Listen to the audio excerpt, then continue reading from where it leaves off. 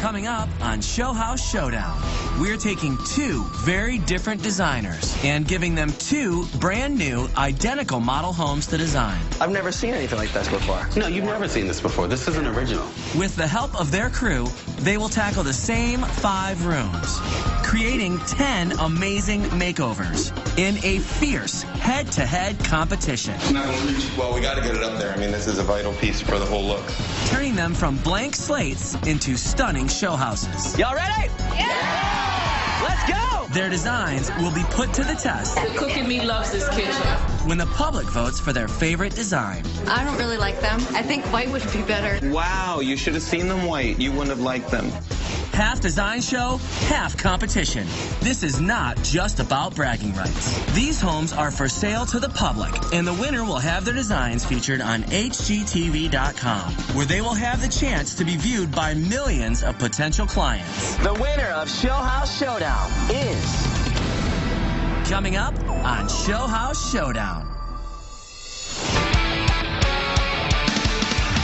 For this Showhouse Showdown, we are just 20 minutes outside the city of brotherly love, Philadelphia, in the historic town of Claymont, Delaware. Our first designer is Quentin Eshleman. Quentin is a self-taught interior designer. He works with private clients and has his own store. Beautiful Home by Quentin Eshleman. My design aesthetic of Twisted Traditional is taking things that we've all seen and adding something with a twist to them. Add an element that you haven't seen and make it surprising and fun. His worthy opponent is Nile Johnson, who holds a master's degree in interior design. He's a member of the American Society of Interior Designers and has his own firm, Philosophy Design. Casual luxury means to me taking things that are normally seen as high-end and fusing them with materials that can seem casual. It's not so luxurious that they feel like they have to watch what they do, and it's not so casual that they don't take pride in where they live. With help from assistants and contractors, these very different designers will compete in 2 model homes, valued at $225,000 each. They will be creating the same 5 rooms: the dining room, the powder room, the kitchen, the living room, and the 5th room is a design-challenged landing. And they have $44,000 each and 1 short week to do it. They both have big plans for their design, but there can only be one winner. So let the showdown begin. First, designers Quentin and Nile meet Don Robitzer, Chief Operating Officer of the Commonwealth Group, the developer of this project, to learn more about the target market for these homes. This project is a redevelopment of 633 dilapidated townhomes, and the main goal was to promote home ownership in the town of Claymont and community pride. So we're really focused on the first-time home buyer, the young upward professionals. With this project, have you found any design issues, any problems that have been hard to overcome? Yeah, one of the concerns we have is this landing. It's the first thing that people are going to see as they're walking up into the unit, and we really want something that's going to bling and let them know that they've come home. It's a small area, but a big concern for us. Sure. The designers will be tackling their most difficult space first, the landing to the main living area on the 2nd floor. It's extra challenging because the area size is only 7 by 7, but boasts a wall 23 feet high. Over at Nile's Landing, we learn his key design philosophy. For me in the space, function is the #1 thing. If you don't have good function, it really doesn't matter what the space looks like because people won't be able to enjoy it thoroughly. Maybe there is something that I can do with paint to give it that impact so people stop and take notice. 2-foot bands up a wall in 2 different finishes and 2 different types of paint achieve that tone-on-tone custom look without the custom price. But as you get up close, you'll see that it's 2 colors, and it'll go straight up the wall. Oh, so it's understated, actually. I want it to be subtle, exactly. Right. Then you're planning on carrying that all the way up the wall, because these are high walls. All the way up the wall, because that's the only way that you can pay respect to the high ceilings. I want people to notice that, but really the chandelier is the centerpiece of this space. See how it kind of commands the space as it opens up, and you don't need a lot going on this wall with that, because it might compete too much. You don't want competition with that. You know, I know this is a competition, but I don't want competition. These guys don't. Yeah, exactly. Yeah, I have to tell you, I have a little bit of a concern with the design only because it's something that I kind of expect a little bit. On first glance, it looks predictable, but as you start to take a closer look to it, you start to see the layers of design. Quentin has a completely different answer to the landing dilemma. We're going to be putting wallpaper here. It's a kind of traditional pattern, but again, the metallic twisted up. The statement I want to make in the landing is a grand introduction to the space. I look at it kind of as an introduction to everything that's going to be taking place in the house. As you see, we already have the wallpaper here, and this is basically my statement piece. What made you decide to do just a square of the wallpaper and not do it to a certain height? If this is an expensive wallpaper, they may fall in love with it, but 23 feet tall, that's way too expensive. Sure. All the colors that we're going to be using in the rest of the space presented here, so you kind of start getting the feeling and you get the energy of what's going to be happening as you go up the next flight. Yeah. Nile's striped accent wall is complete, and with the help of his design assistants, he maneuvers his multi-purpose work table into the limited landing space. What I kind of did with the space was take the traditional elements, the things that people expect when they come in, but make it serve double duty. Just having like a console table here that can be used as a desk.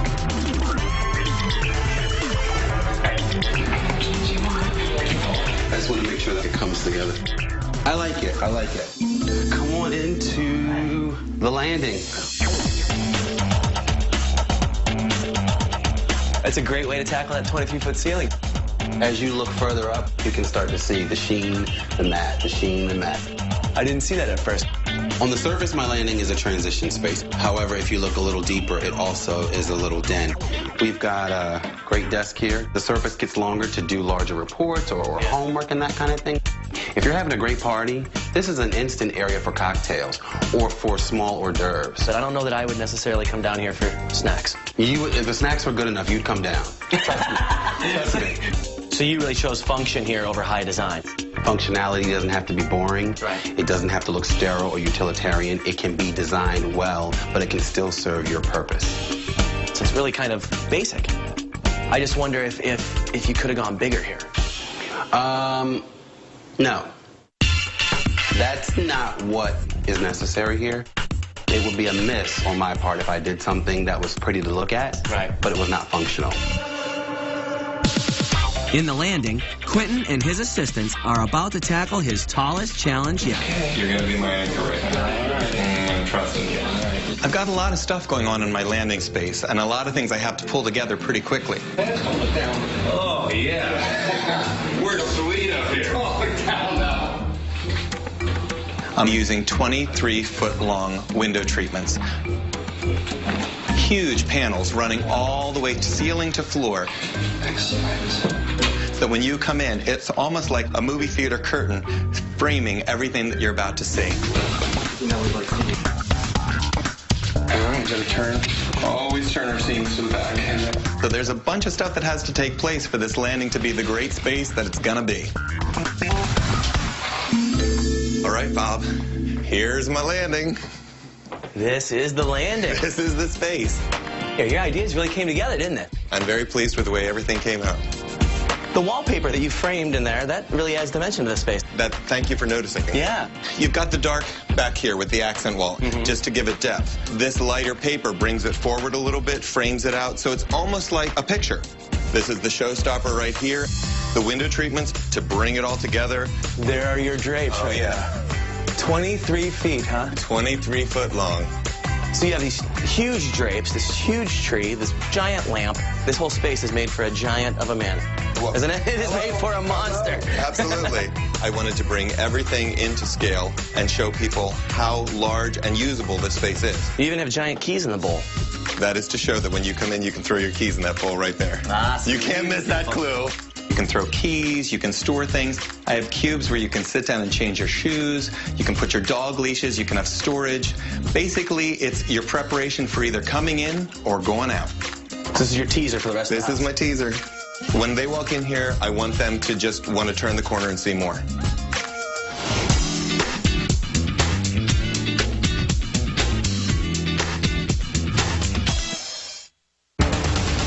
Coming up, Quentin gets some bad news in his dining room. You are going to see a slight seam. You're going to see seams. Yes, you will. Nile has a slight miscalculation. So we're 10 inches off.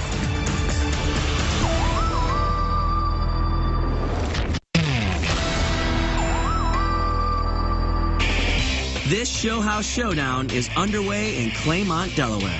Nile and Quentin have just finished their landings and are moving on to the dining room, where Quentin makes a big statement on an accent wall.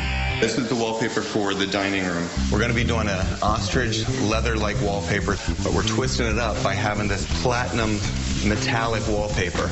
On this type of material, you are going to see a slight seam. Okay, I'll have to wait and see it. I'm not thrilled with the seams, but I trust you.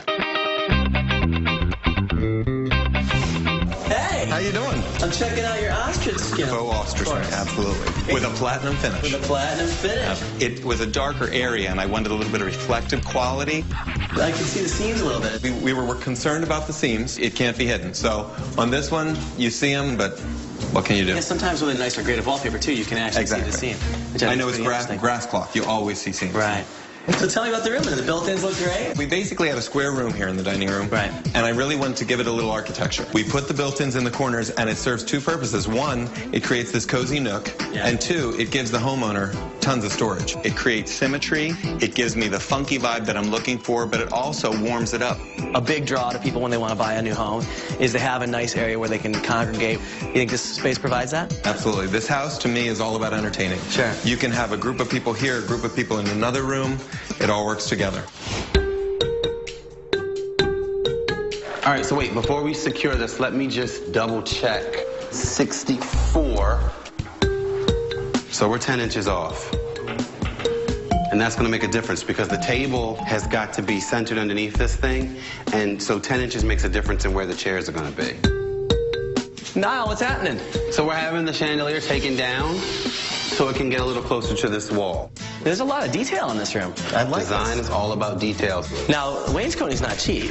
No, it's not. Is that a big part of your budget? It was, but you got to put your money where it counts. Right. You got to put it where you're going to get the most wow, and this is a wow. Right. And I noticed the ribbon of color, too, up there. Yep. With the crown molding. Yep. That's different. That huge band of molding in all white screams luxury. Right. Traditional. But when you add the pop of color in between the two, it tones it down just a little bit. I don't know that I've seen that before. No, you've never seen this before. This is an original. Nice!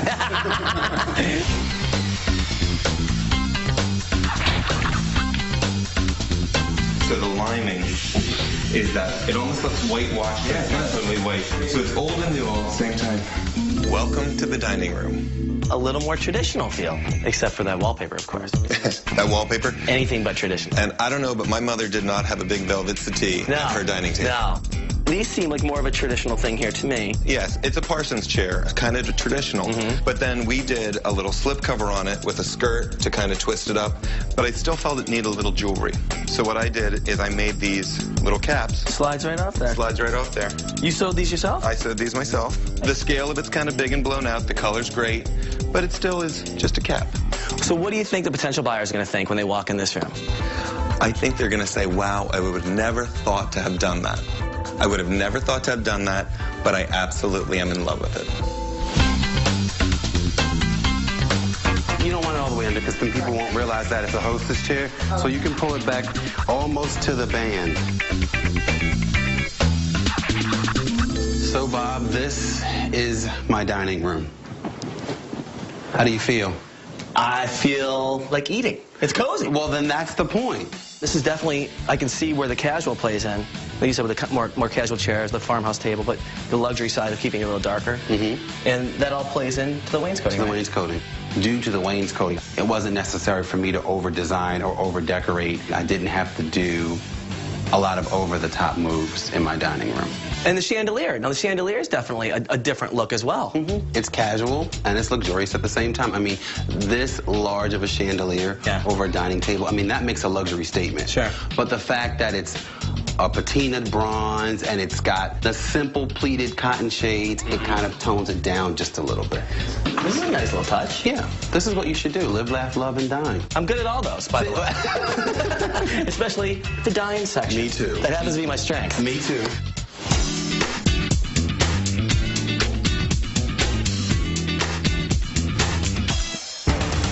Coming up, the designers see what they're up against in the competition.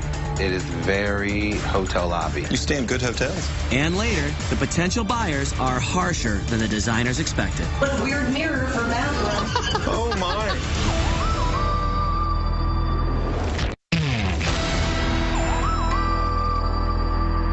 This Showhouse Showdown is in Claymont, Delaware, where dueling designers Nile and Quentin are about to move up to the second floor for the powder room. But first, they're getting a sneak peek at the competition. Come on in, Nile. Take a look at Quentin's landing. It's nice. But in the spirit of sneaking, the other designer gets to eavesdrop on their comments. Welcome to the grand entry.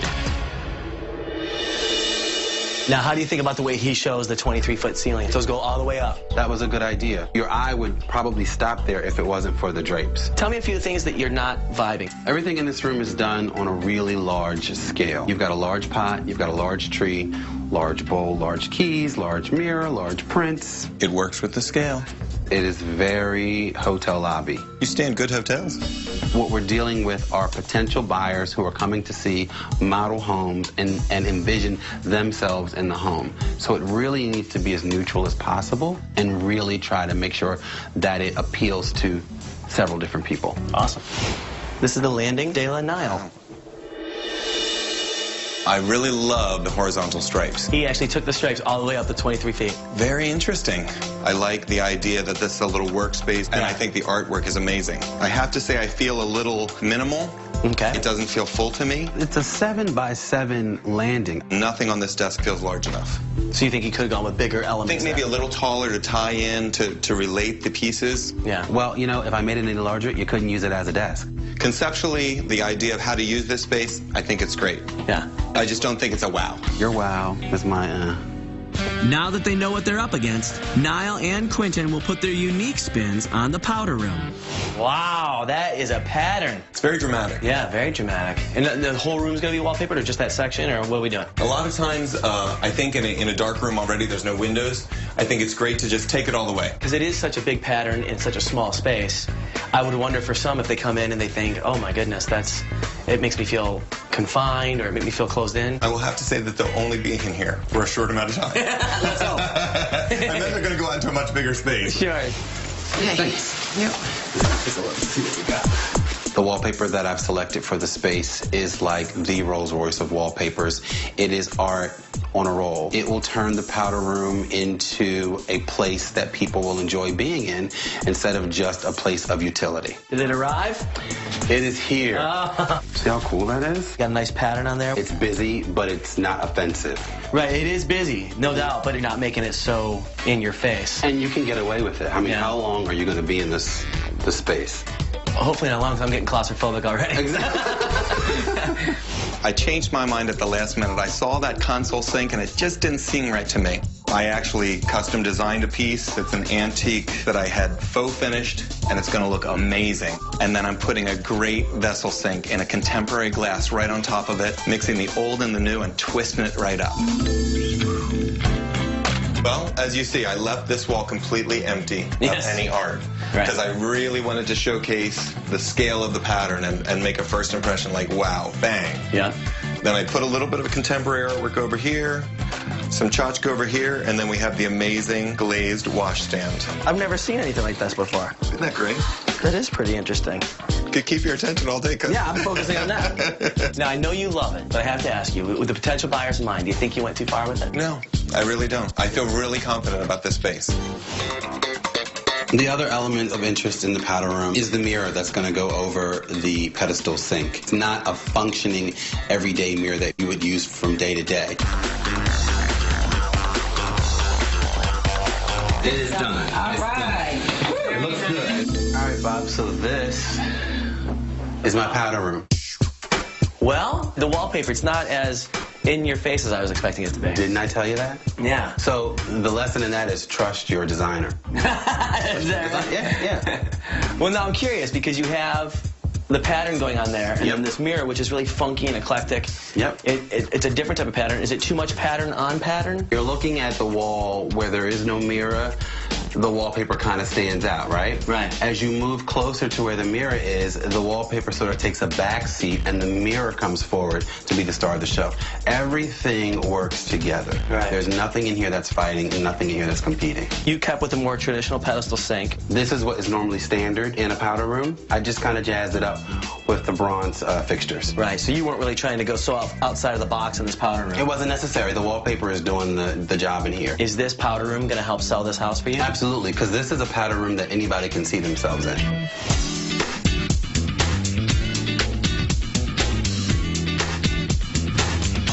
Next up on Showhouse Showdown, Don, the builder, has a big concern. My buyers may be looking for a little bit more hip vibe. And later, Quentin has an issue with his tile. I think I chose a creamier grout, not a white. We have white on the selection sheet.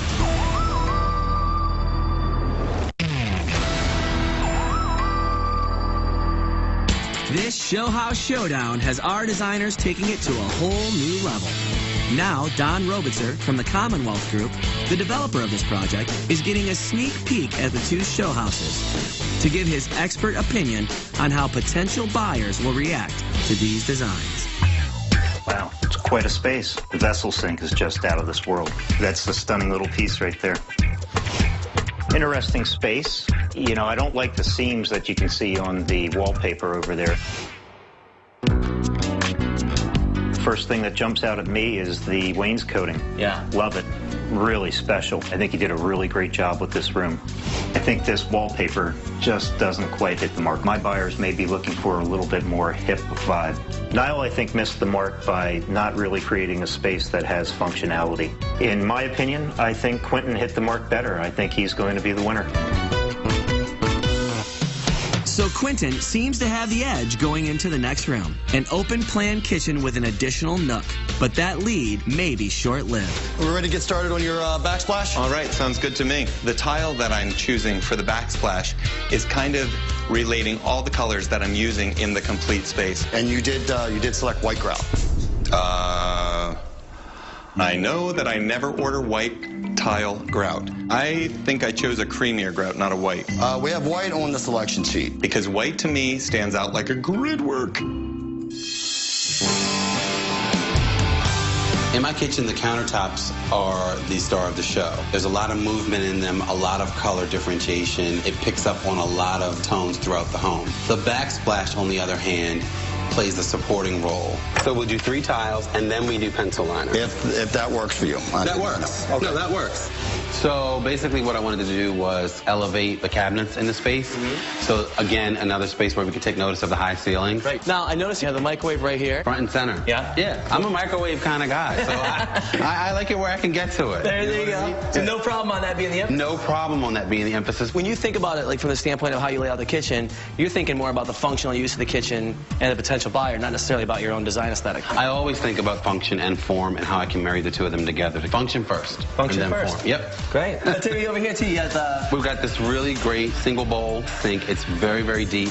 We've got the cool touch mount faucet. Yeah. All you have to do is touch it for it to turn on. Oh, wait. All you have to do is touch the... Yeah. All you have to do is touch it. So that turns it off. Wow. And that turns it on. That's pretty cool. Nice? If your hands are dirty or you've got a pan full of something, you can just kind of hit it and turn it right off. I've never even seen that before. I love that. See? Nice. You're being educated at the I same need to time. try it. Let me try it. Yeah, try it. I need to get one of those. That is good.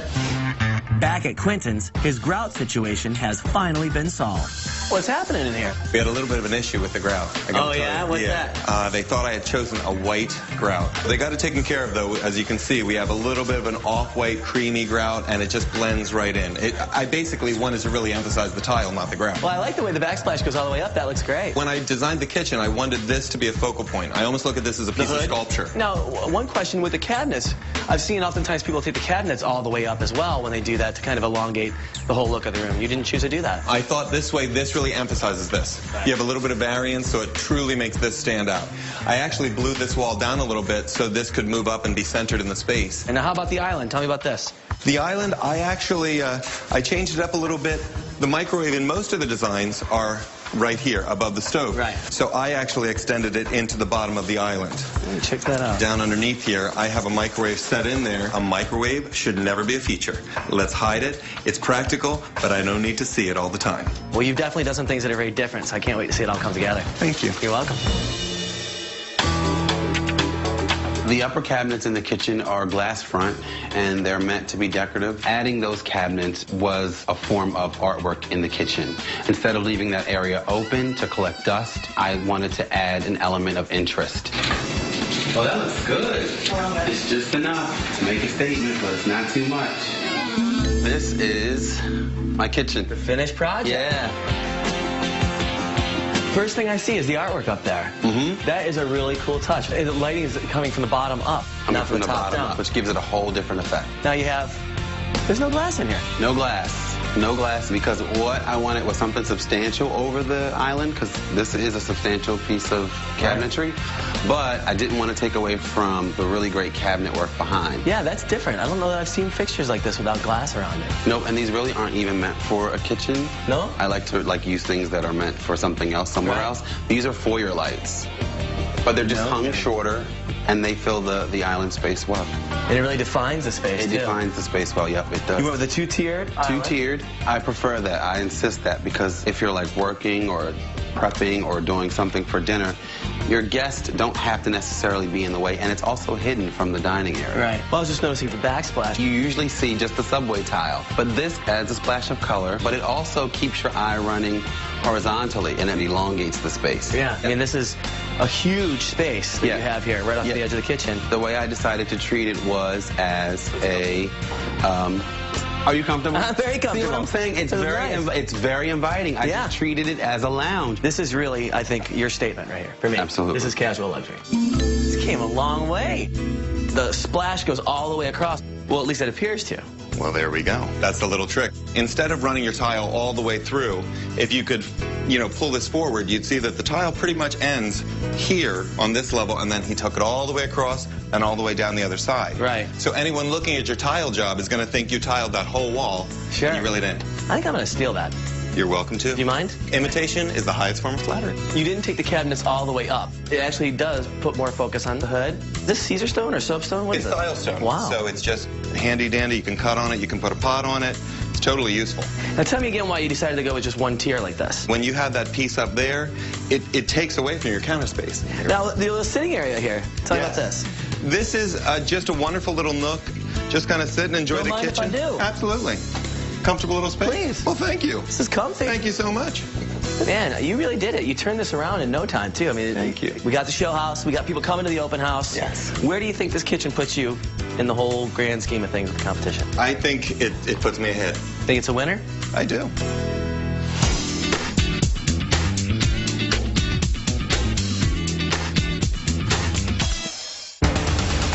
Coming up, a key design element fails inspection. That little baby comes up, pulls on it, boom.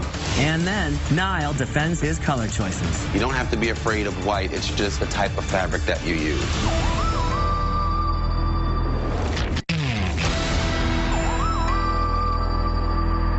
Opposing designers Nile and Quentin have created rooms ranging from a lofty landing to a deluxe dining room.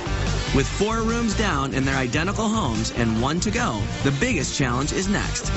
A 365 square foot living room with unlimited potential. Quentin's plan is to divide and conquer the large living room using paint. I'm breaking the room into 2 spaces by painting 2 huge sections of the same color. That signifies the lounge. This signifies the living room. I want the space to feel as one, but I want to know that it's 2 spaces.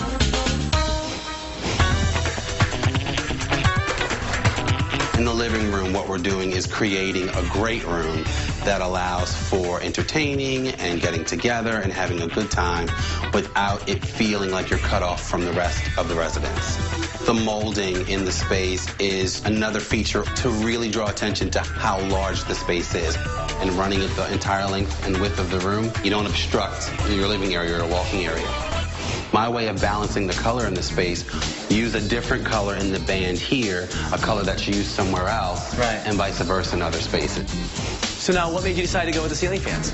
That is definitely function, if I'm being honest with you. Right. I'm not the designer that likes ceiling fans. I'm most designers I can't stand it. But it's necessary, because not everybody wants to run their air conditioning. Quentin's team is loading his custom-made fireplace stand, but its 10-foot length is proving to be a challenge for the space. I'm not gonna reach. Yo, kill! Kill! What's up? All right, if we lift it up anymore, it's gonna bang. Okay. If we go out the front door, you're not gonna make the turn. Well, we got to get it up there. I mean, this is a vital piece for the whole look. So it's the cavalry to the rescue.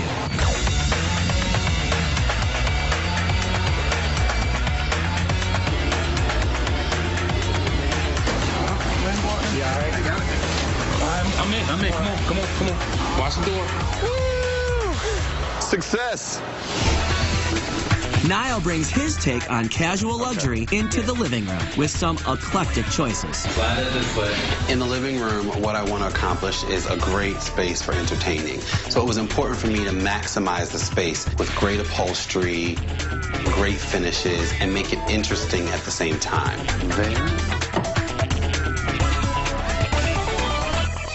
Come on in to my living room.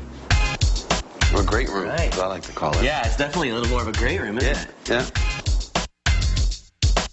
The ceiling molding that you did totally makes it one space. I knew that I wanted this to be one long space. So one of the best ways to do it without furniture or without architectural features on the wall is to just do something overhead. These are pretty fun. These are cowhide ottomans, and they're on wheels. They're on wheels? They're on wheels. No kidding. Yeah. So I could scoot around all over the house. You could scoot around. I love that. Yep, they are on wheels. Are you worried at all with all the white fabric? Family full of kids coming in? No? Everything is done with durable fabrics. Stuff that's going to take a beating. Micro suede on the sofa is very kid-friendly. Right. You don't have to be afraid of white. It's just the type of fabric that you use. Sure. One of the things I'm noticing is yours is a little more minimal as far as the furniture goes. People will walk in this room and see a lot of seating choices, but they won't feel they're tripping over things.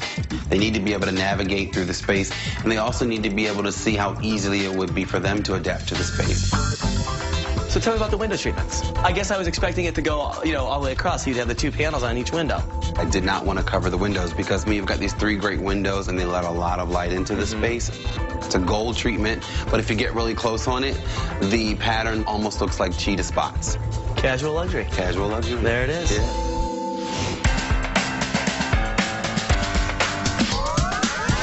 Good times. Over in the lounge space, on that wall, I'm having an eco-friendly fireplace. It's a freestanding unit, and you put this fuel gel in a little container, and it'll burn for 2.5, 3 hours. Oh, you know what? About mounting this actually on the wood, I don't know if I physically can, screw into this to mount it. It's secure on here. It has rubber stops on the bottom. I'm really not comfortable without it being secured. Yeah, see, that's way too... That's too jiggly. Yeah. I had a little issue with my fireplace. I mean, you got to think, a little baby comes up, pulls on it, boom. I'm looking at the safety of the homeowner as well. I made sure that it's secure, that it's going to look amazing, as well as be safe and enjoyable for anybody that wants to see it. I'm accomplishing twisted traditional in my fireplace lounge by taking something that we've all seen a million times and kind of changing it up a little bit. On this huge platform that I built are 2 floating shelves, and they just are freestanding. There's no doors, there's nothing like that. They look like they're floating in air. I love the way it pulls all the colors. Take me around the space. This is pretty cool, man.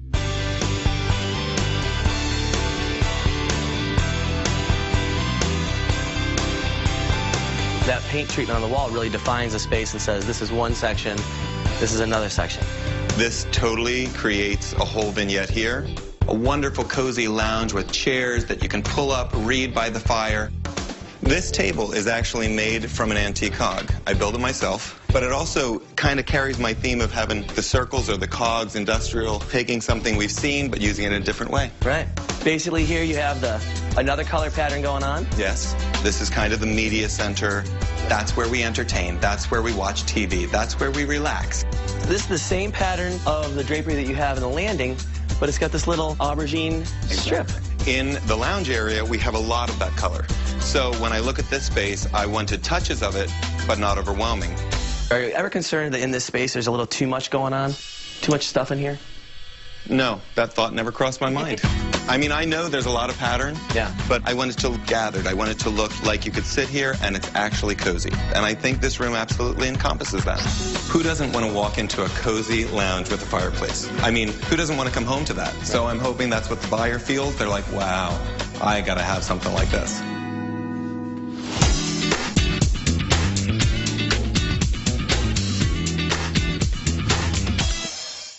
Next up on Showhouse Showdown, the public definitely has opinions about Quentin and Nile's designs. It seems like it's not real wood. It's from the 1800s.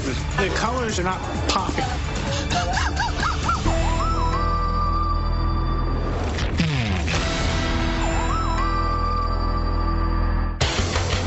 Quentin and Nile each completed 5 rooms with a total budget of $44,000 in just 1 short week. Well, now we're going to open up the doors of these 2 show houses, simply labeled A and B, and let the public walk through and vote for the design that they like best. In the end, only the public votes will determine the winner of the Showhouse Showdown. Y'all ready? Yeah! Let's go! Come on!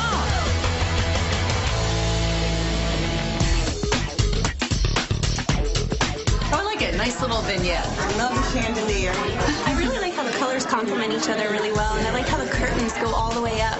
I like that. I like that a lot. They're saying exactly what I wanted them to notice, which is nice. I love the dining room. The dining room, the colors are gorgeous. Love it. The color's not my favorite. What's this wall covering?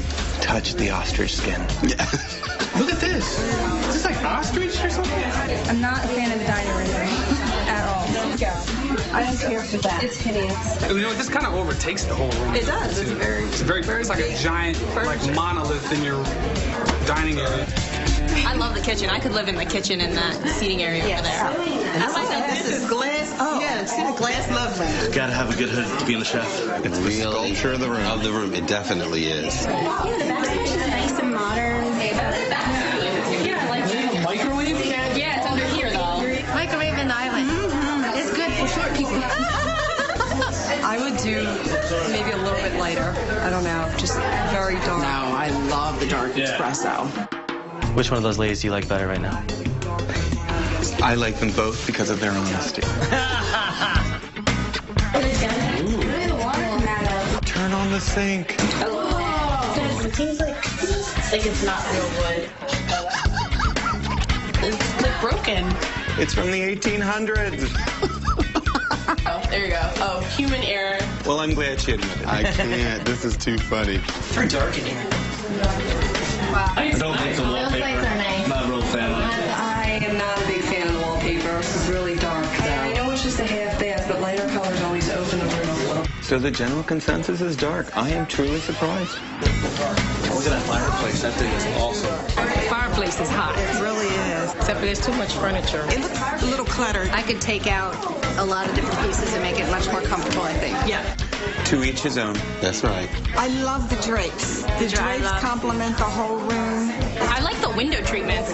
And the pantry doors, I don't really like them. No. I think white would be better. Wow, you should have seen them white. You wouldn't have liked them. I left mine white. You're going to see them white, and you will love them. Over there. The public has spoken on Quentin's designs. Now they're moving on to House B to see how Nile's design stacks up. Okay, this is very different. Look how open and airy this one feels. Yeah. I like that furniture and the coloring a little bit better on the other one. Oh, I really like the stripes. I do too. I like the alternating colors. Yeah, And the contrast of the blue really looks nice. It pops. The chandelier is beautiful. Oh yeah, I like this room. It matches the circles, but I don't like anything else about it. Why would this be? Oh my. This is nice. I like the chandelier. I can really see myself sitting here and entertaining. I love this right here. That's just gorgeous. I am in love with this wall. If I had another room in my house, I would do this whole thing for the casual friends coming. But I got China, and I'm not doing this. Oh, so she wants it more formal. The food better be good, because, yeah, your butt's going to get very sore sitting on a cooking chair. Oh my goodness, the cook in me loves this kitchen. This kitchen is hot. The glass and the bottles and the lights behind it, it's gorgeous. This is a little clean. I like the one at the other house a little better. I like this one. Okay. The colors don't bring you into the room as much. They're not popping. My mom would have rather have seen an actual breakfast nook.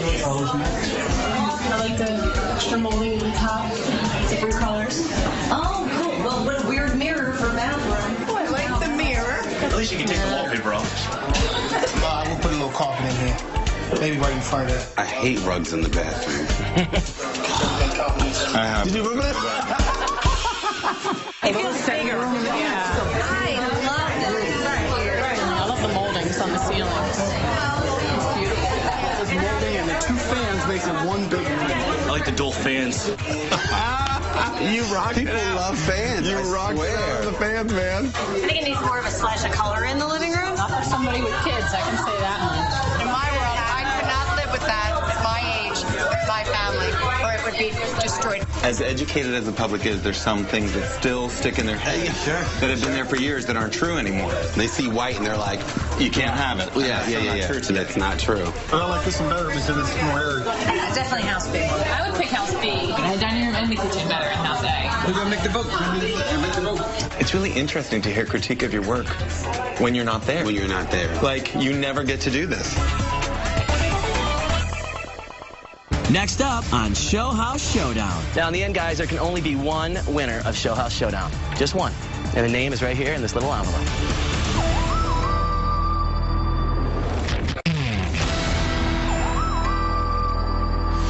All right, everybody, give Quentin and Nile a big round of applause. They both did an amazing job. Now, the people who have seen both show houses and based only on their tours have voted for their favorite design. You both created 5 amazing rooms with a budget of $44,000 each, which is a great accomplishment, so great job. Quentin, the crowd thought your design was a little heavy and a bit over-designed, but in the end, they loved your use of color, and your kitchen was a huge hit. So great job. You're welcome. Nile, the potential buyers thought you struggled a bit with your lack of color, but in the end, everyone felt it was light and airy, and they loved your design. So great work. Thanks. Now, in the end, guys, there can only be one winner of Showhouse Showdown. Just one. And the name is right here in this little envelope. People, you ready? All right, then. The winner of Showhouse Showdown is Nile Johnson. It feels amazing, and I love that this was a competition where everyday people got to look and see and be the judges, and they liked what they saw. Although I didn't win Showhouse Showdown, this has been an amazing opportunity for me. I have enjoyed every single minute. I've learned so very much, and it's been a totally enjoyable experience. You know, I really read this one wrong. I thought Quentin had it in the bag, but Nile went ahead and took this one home. I really played up the functionality of the home. That is where I wanted the design to shine, and I think in the end, that's what made me a winner.